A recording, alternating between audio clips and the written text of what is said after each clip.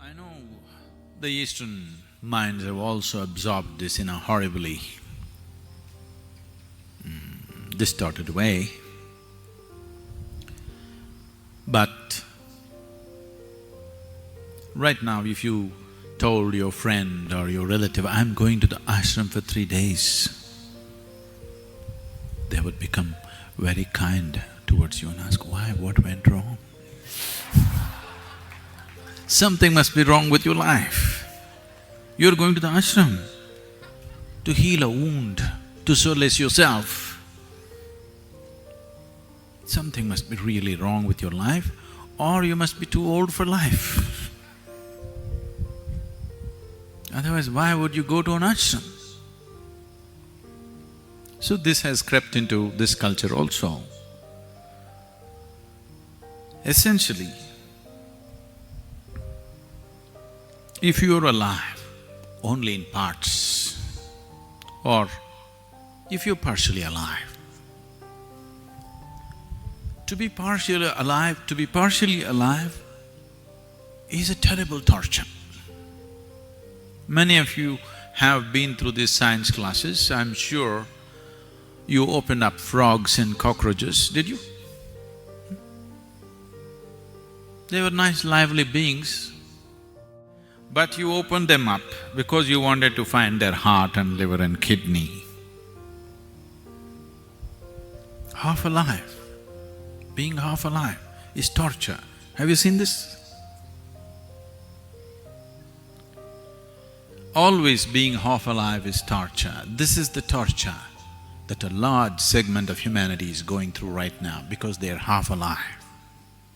Only one part of them has become alive. Only their physicality and mentality has become alive. The rest of it is yet to become alive. Half-alive people will suffer everything. They will suffer ignorance, they will suffer education, they will suffer poverty, they will suffer affluence, they will suffer being alone, they will suffer being in a relationship. If they're not married, they suffer. If they're married,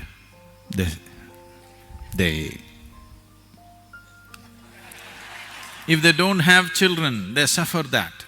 As if children, if they are there, they can come and bite you. They do. No children, what are you suffering? But that also they suffer. Just show me one thing that human beings are not suffering right now. Just show me one aspect of life that human beings are not suffering right now. They're suffering just about anything, not just life. They're even suffering death before it happens. He's thinking of building a pyramid for himself.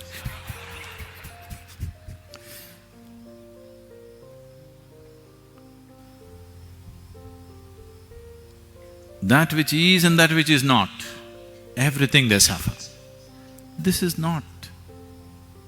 You are not suffering loneliness, you are not suffering company, you are not suffering money, you are not suffering poverty. What you're suffering is, you're half alive. You're desperately trying to make yourself fully alive through money, through drink, through sex, through going on a trek, coming to the ashram. In so many ways, you're somehow trying to make yourself fully alive, which is yet to happen fully. Here and there you feel a burst of aliveness, but again it ebbs down. So, when people are constantly half alive, pleasure becomes an important part of your life, very important part of your life. Without it, you cannot exist. Pleasure becomes paramount in your life when you're only half alive, when physicality is all that you know. Pleasure becomes of immense importance in your life. If you become fully alive, you will become so blissful, joyful, ecstatic without reason.